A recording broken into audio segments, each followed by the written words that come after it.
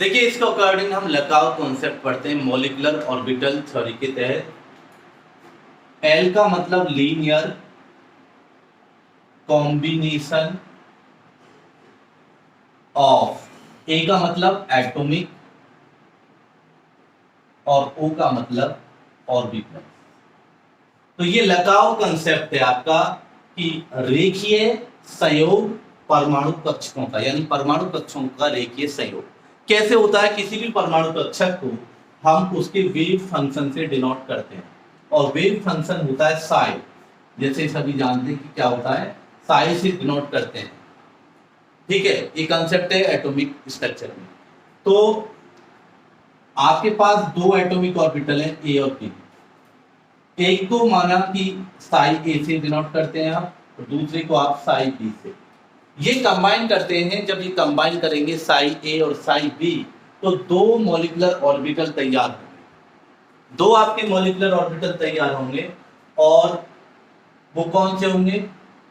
एक तो होगा आपका बॉन्डिंग मॉलिक्यूलर ऑर्बिटल। एक क्या होगा आपका bonding molecular orbital, bonding molecular orbital.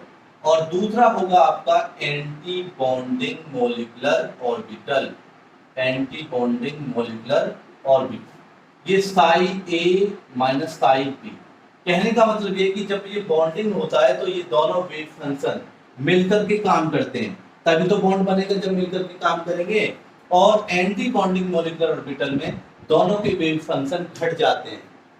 ठीक है, तो इसमें इंटरफेरेंस से भी हम बता सकते हैं, दो वेव होती हैं, जब वो चलती हैं एक दिशा में तो उनमें कंस्ट्रक्टिव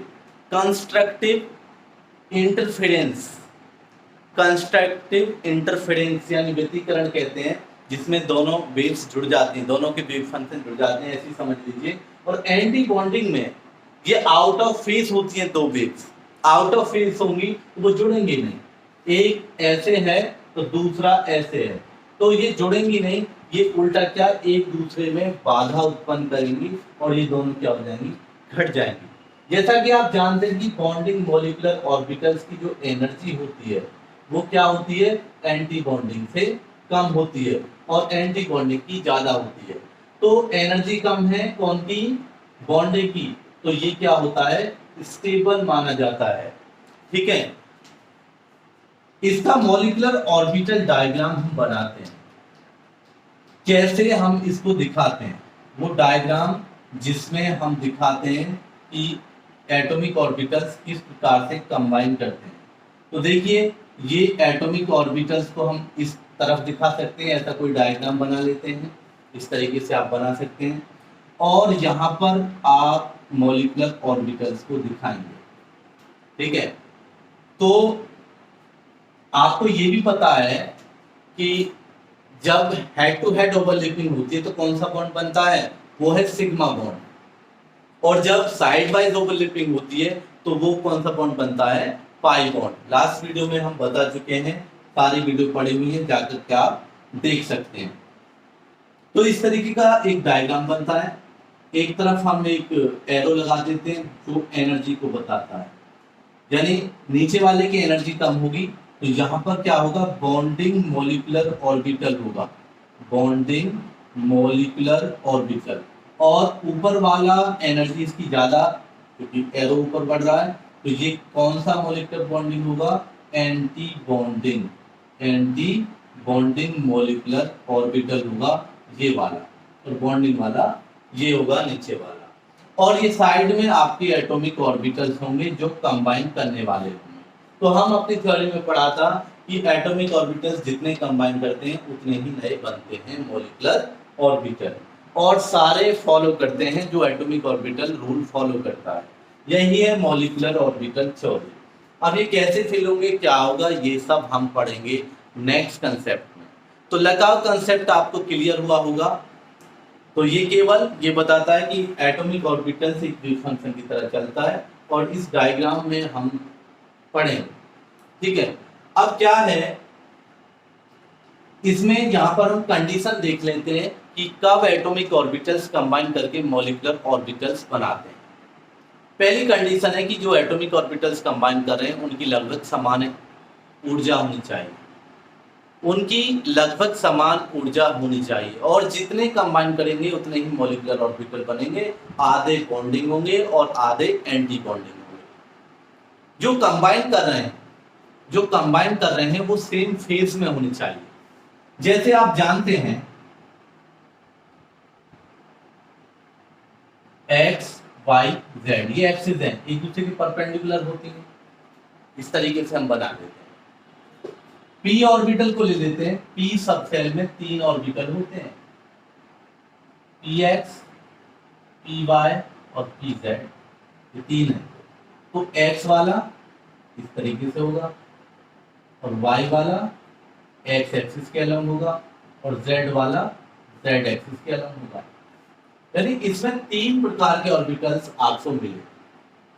आपको एक्स वाला किस तरीके से मिला, इस तरीके से मिला। वाई वाला आपको किस तरीके से मिला, इस तरीके से मिला। और जेड वाला आपको किस तरीके से मिला, इस तरीके से। ये 3 ऑर्बिटल है, ये पी एक्स, ये पी वाई और ये पी जेड। जो टिल्ट है थोड़ा सा, ये पी वाई यानी थोड़ा सा झुका हुआ। अब ये बताइए कि कौन सा एंड टू एंड ओवरलैपिंग के लिए सुटेबल है। पी जेड ही तो है, हेड टू हेड ये ऐसे कर सकता है ना। और जो पी एक्स है वो कौन सी ओवरलैपिंग के लिए सुटेबल है, वो है साइड वाइज के लिए सुटेबल। वो साइड वाइज के लिए सुटेबल है यानी पाई बॉन्ड बनाएगा। अब मान लीजिए कि आपसे बोला जाए कि पी एक्स, ये पी एक्स है और ये आपका पी जेड है, इनकी ओवरलैपिंग करवाइए। तो ओवरलैपिंग पॉसिबल होगी, ये ओवरलैपिंग पॉसिबल नहीं हो पाएगी। आपसे बोल दिया जाए कि ये पी वाई है और ये पी वाई है, ओवरलैपिंग कराइए, थोड़ा टिल्ट बनाइए, इस तरीके से बना देता हूं, ठीक है। तो ओवरलैपिंग पॉसिबल नहीं हो पाएगी यानी ये आउट ऑफ फेज हो जाएगी। तो एक तो सिमेट्री सेम होनी चाहिए, जो सिमेट्रिकल एक्सिस हैं ओवरलैपिंग के लिए सुटेबल होनी चाहिए। हम अगर पीजेड की ओवरलैपिंग करें तो ये पॉसिबल है, ये हो जाएगी। ये कैसे होगी, यहाँ ओवरलैपिंग हो जाएगी, यहाँ पर एक सिग्मा बॉन्ड बन जाएगा क्योंकि ये हेड टू हेड ओवरलैपिंग कर रहे हैं। तो कहने का मतलब है कि जो सिमेट्रिकल एक्सिस है वो सिमेट्री में होंगे तभी एटॉमिक ऑर्बिटल्स कंबाइन करेंगे, ठीक है। अगला कॉन्सेप्ट हम पढ़ेंगे कि हम किस तरीके से मॉलिक्यूलर ऑर्बिटल्स को फिल करते हैं। तो इस वीडियो में हम जानते हैं कि किस तरीके से मॉलिक्यूलर ऑर्बिटल्स फिल किए जाते हैं। मॉलिक्यूलर ऑर्बिटल को फिल करने के लिए उससे पहले हमें समझना है कि मॉलिक्यूलर ऑर्बिटल कौन कौन से हो सकते हैं। अगर ओवरलैपिंग आपकी हेड टू हेड होती है तो सिग्मा मॉलिक्यूलर ऑर्बिटल्स बनेंगे। कैसे ऑर्बिटल बनेंगे, सिग्मा मॉलिक्यूलर ऑर्बिटल, क्योंकि सिग्मा बॉन्ड क्रिएट हो गया। अगर ये ओवरलैपिंग आपकी साइड वाइज होती है, इस तरीके की साइड वाइज ओवरलैपिंग होगी तो ये पाई मॉलिक्यूलर ऑर्बिटल बनेगा। दोनों कंबाइन किया है ना, तो एक तो सिग्मा ये बॉन्डिंग हो गया और दूसरा एंटी बॉन्डिंग भी होगा, एंटी बॉन्डिंग भी होगा। ये ध्यान रखें कि 2 मॉलिक्यूलर ऑर्बिटल बनेंगे। ये जो वेव फंक्शन होते हैं, ये जो एटॉमिक ऑर्बिटल्स हैं, इनमें भी इनके लोब्स होते हैं। लोब्स की भी एक चार्ज समझ लीजिए, चार्ज होता है। हमेशा जो बॉन्डिंग होगी, जो हमेशा बॉन्डिंग होगी वो सेम चार्ज वालों में होती है, यानी जिन लोब्स का चार्ज समान होता है उन्हीं की क्या, या फिर यूं कहें कि जिनके पास इसको हम बोलते हैं positive overlap, positive overlap, positive overlap. तो पॉजिटिव ओवरलैप ही आपको बॉन्डिंग मॉलिक्यूलर ऑर्बिटल देगा, ठीक है। पॉजिटिव ओवरलैप यानी ये जो मिलने वाली जो आपस में बॉन्डिंग कर रहे हैं ये क्या होनी चाहिए, पॉजिटिव। अब दूसरी ओवरलैपिंग एक और हो सकती है, दूसरा जो बॉन्ड बनेगा एक प्लस ले लिया एक माइनस। अब यहाँ पर जो ओवरलैपिंग होगी वो नेगेटिव होगी, आउट ऑफ फेज होगी। आउट ऑफ फेज ओवरलैपिंग कहेंगे कि ओवरलैपिंग तभी पॉसिबल है जब लोग दोनों एक जैसे साइन के हों यानी पॉजिटिव हों, तो तभी आपकी क्या पॉसिबल है, बॉन्डिंग पॉसिबल है। ये आप ध्यान रखिएगा। तो दो प्रकार के बनेंगे। तो मॉलिक्यूलर ऑर्बिटल दो प्रकार के हो सकते हैं, सिग्मा बॉन्डिंग हो गया और एक sigma anti bonding. Anti bonding पर हम स्टार लगा देते हैं, एक पाई हो गया और एक पाई एंटी बॉन्डिंग हो गया, ठीक है। और भी डेल्टा वगैरह हो सकते हैं लेकिन हमारे लिए इंपॉर्टेंट केवल इतने ही। देखते हैं मॉलिक्यूलर ऑर्बिटल डायग्राम से कैसे हम फिल कर सकते हैं।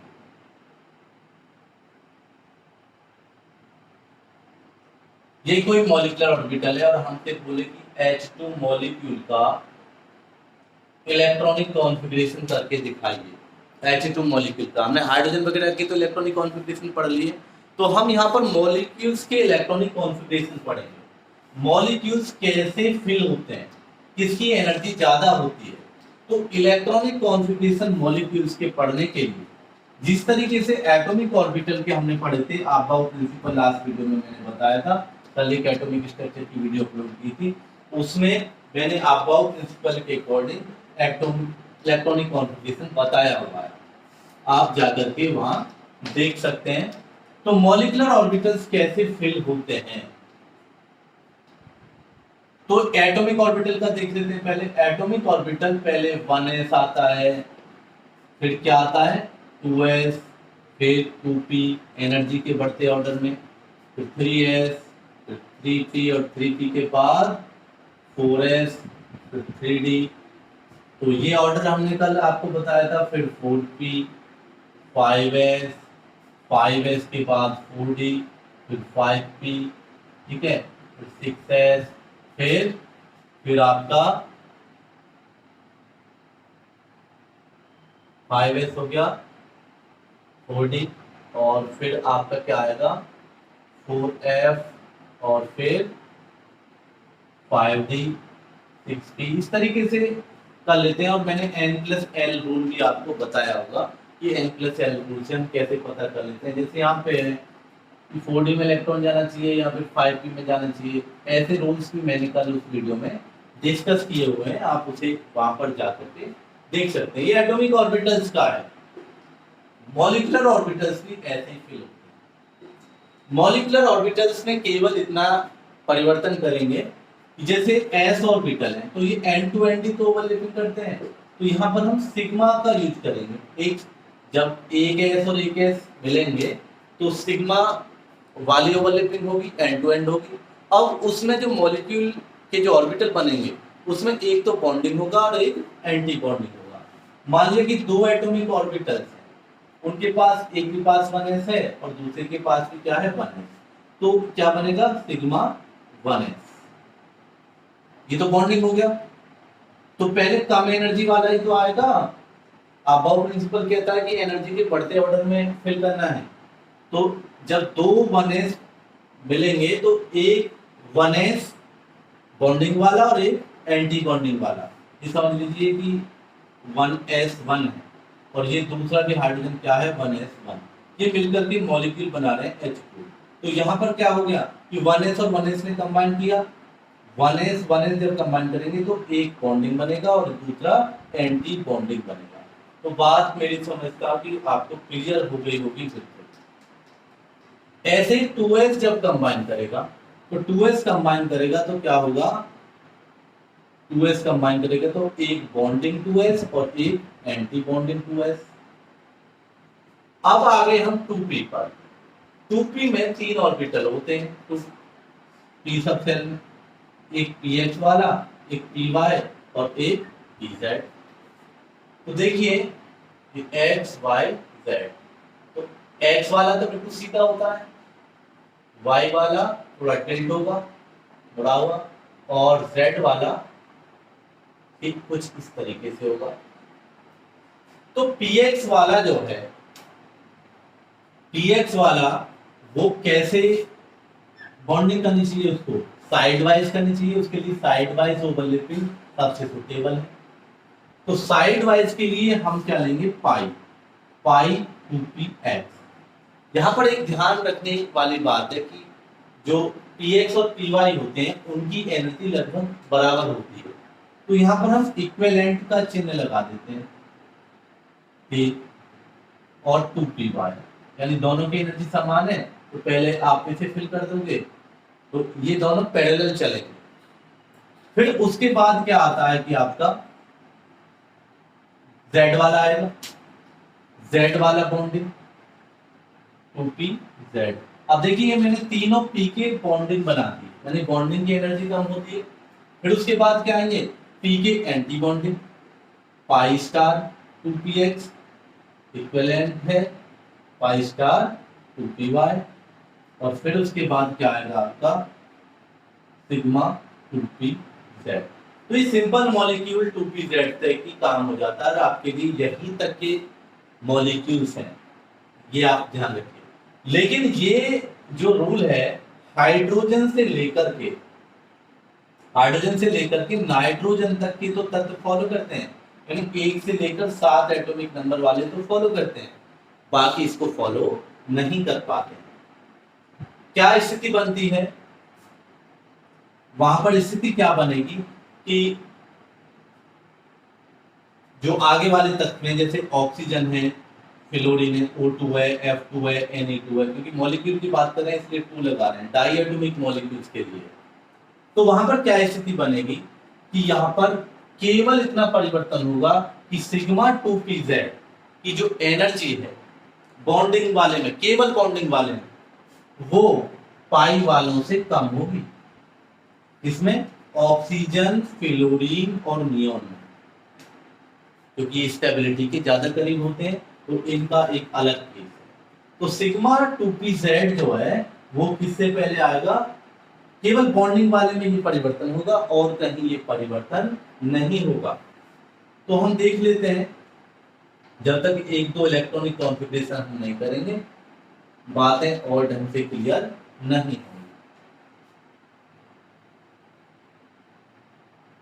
Pi star 2px, pi star 2py और सिग्मा स्टार 2pz। मान लिया कि हम पहले आपको ऑक्सीजन का ही, पहले चलो एक नाइट्रोजन का ले लेते हैं, एक ऑक्सीजन का।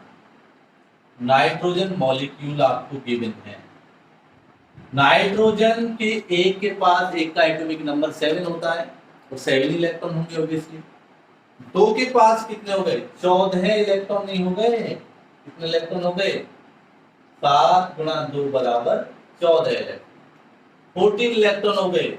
फिल करना स्टार्ट करें electronic configuration nitrogen molecule, sigma 1s 2 electron आ गए, इसमें 2 इलेक्ट्रॉन, फिर नेक्स्ट में 2 electron, anti bonding sigma 1s2, फिर bonding sigma 2s2, anti bonding sigma 2s2, ठीक है 8 हो गए। फिर यहाँ पे आ गए आप पाई वालों में, इनकी एनर्जी इक्विवेलेंट है। आप यहाँ पर देखेंगे कि कैसे मैं कर रहा हूँ इसे, यहाँ बहुत ध्यान रखने वाली चीज है। अब यहाँ पर क्या करेंगे आप, इनकी एनर्जी लगभग सेम है, तो पहले हॉर्न्स रूल क्या कहता है कि पहले एटॉमिक ऑर्बिटल जो इक्विवेलेंट एनर्जी वाले हैं, एक समान है, पहले कहाँ जाएगा, पहले एक इलेक्ट्रॉन फिल करेंगे, फिर एक इलेक्ट्रॉन इसमें फिल करेंगे, फिर दूसरा आएगा और फिर दूसरा, एक, फिर शुरू से एक, यानी पेयरिंग तब होगी, इलेक्ट्रॉन 2 एक ऑर्बिटल में तब आएंगे जब सारे एक प्राप्त कर लेंगे। एक आ गया, एक, फिर एक और फिर एक, लेकिन कागज के पृष्ठ पर हम ये बात दिमाग में रखते हैं कि ये करते हैं। ठीक है, लिख दिया ना डायरेक्ट, क्योंकि मुझे पता है इसलिए लिख दिया मैंने। और भी केसेस आएंगे कि यहाँ पर एक इलेक्ट्रॉन कम हुआ मान लिया, तो आप यहाँ से 2 और 1 नहीं कर देंगे, पहले 1 1 फिर 2। ठीक है, और भी केसेस आएंगे समझेंगे इस स्थिति को। या फिर 2 ही हो तो यहाँ केवल 2 नहीं फिल कर देंगे, आप 1 1 फिल करेंगे। तो 2 चौका 8, कितने हो गए 8, 2 10, 2 12 आया। फिर कौन, बॉन्डिंग टू pz, 12 2 14। देखो यहीं तक कंप्लीट हो चुका है, यहीं तक क्या हो चुका है ये मॉलिक्यूल का कंप्लीट। यहाँ पर मैं ऑक्सीजन का लिखता हूँ। ऑक्सीजन के पास कितने हो गए, ऑक्सीजन 8 होता है, 8 दूनी 16। तो ऑक्सीजन का यहाँ तक तो रहेगा सेम, यहाँ तक बिल्कुल सेम, यहाँ तक कोई परिवर्तन नहीं है ऑक्सीजन में, यहाँ तक। ठीक है, फिर यहाँ से क्या आता है, इसमें बॉन्डिंग वाला पहले आता है, बॉन्डिंग वाला 2pz, और कोई परिवर्तन नहीं। 8 2 10, फिर कौन आए 2px और 2py, 10 हो गए। तो 10 और 1 11, 12 13 14 हो गया। और फिर उसके बाद अभी इसके पास 16 इलेक्ट्रॉन है। अब हम एंटी बॉन्डिंग वालों में पहुंचते हैं, एंटी बॉन्डिंग वालों में। अब देखो यहाँ पे तो 14 हो गए, 15 16, इस तरीके से 15 और 16, एक 2px में और एक सिग्मा पाई स्टार 2py। तो मैं समझता हूं समझ में आई होगी बात। और भी लेते हैं,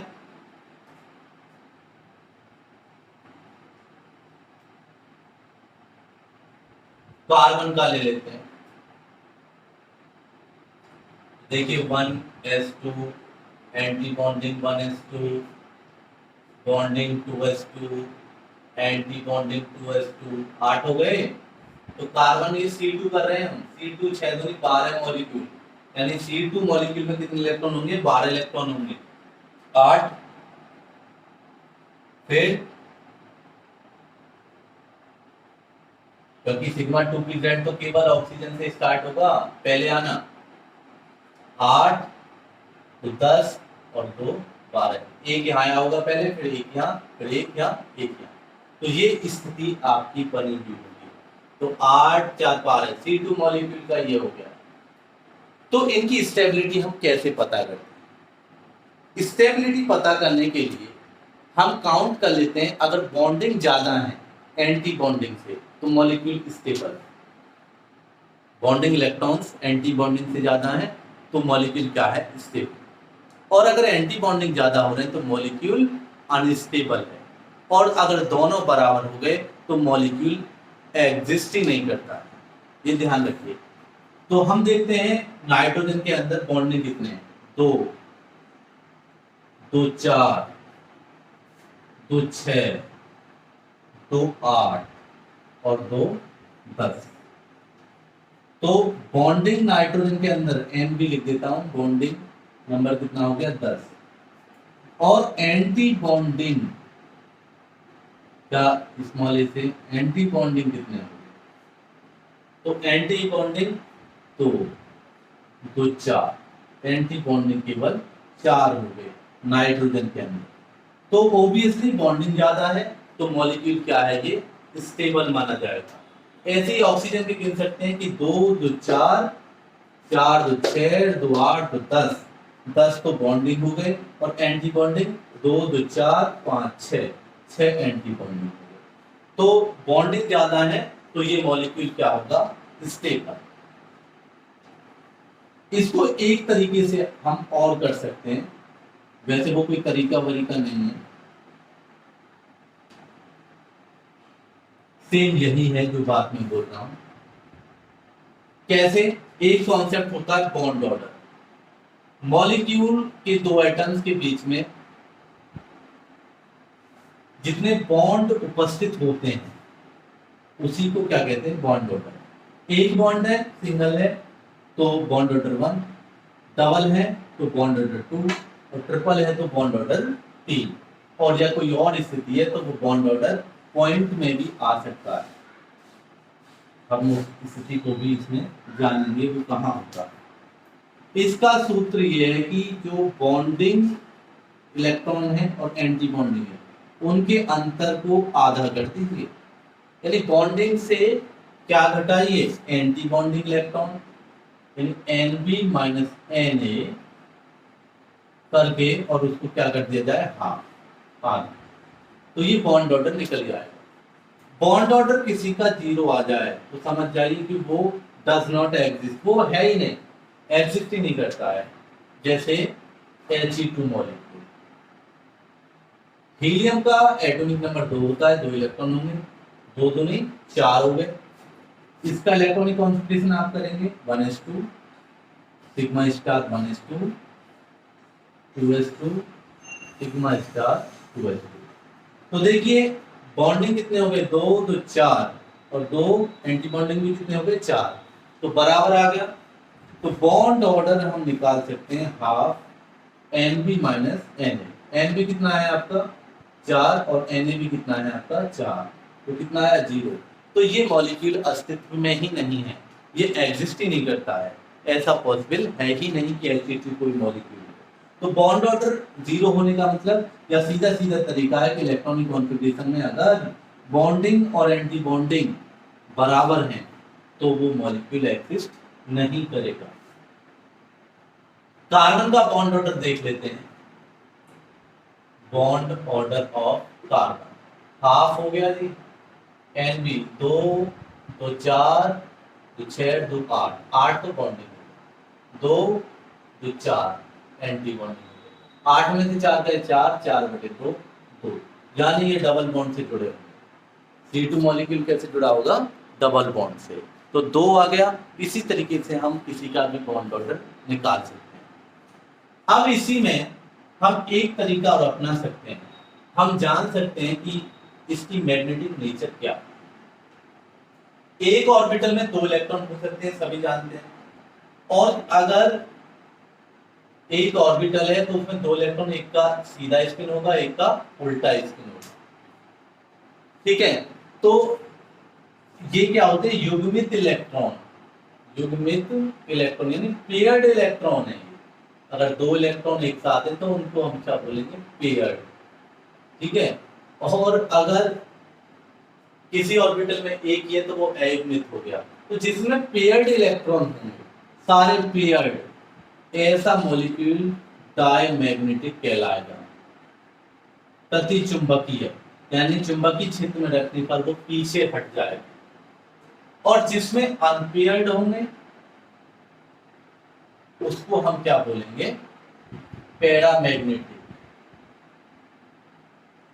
अब हिंदी में क्या बोलते हैं इसको मुझे ध्यान नहीं आ रहा।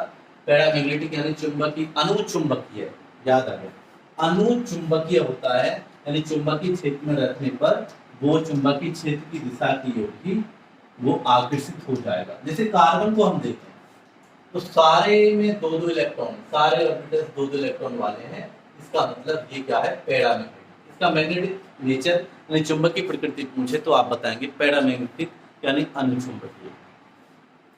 और अगर हम O2 मॉलिक्यूल का हमने किया था 1s2 2s2 है, 1s2 किया था ना, 2s के ले लीजिए, और क्या था इसमें 2pz पहले आता है, ये आपको ध्यान होगा।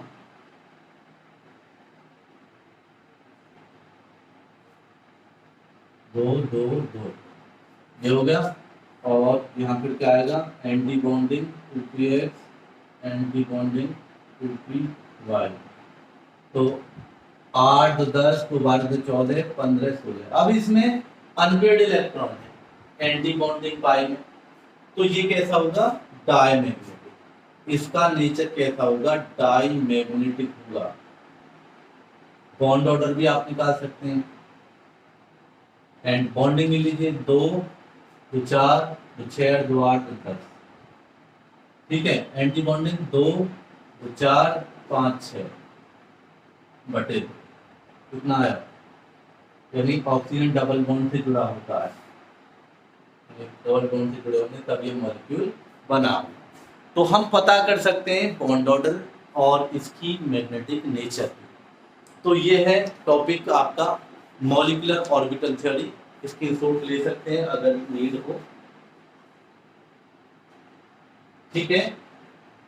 तो देखिए बॉन्ड ऑर्डर जितना होता है उतनी ही कम बॉन्ड लेंथ होती है।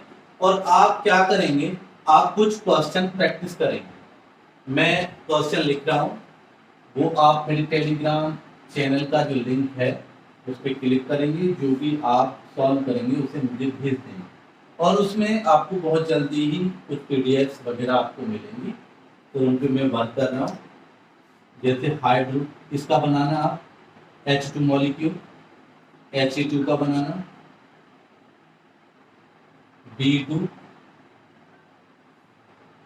ठीक है। लिथियम भी ले लेना Li2, B2, B2, C2, N2, O2, F2, Ne2।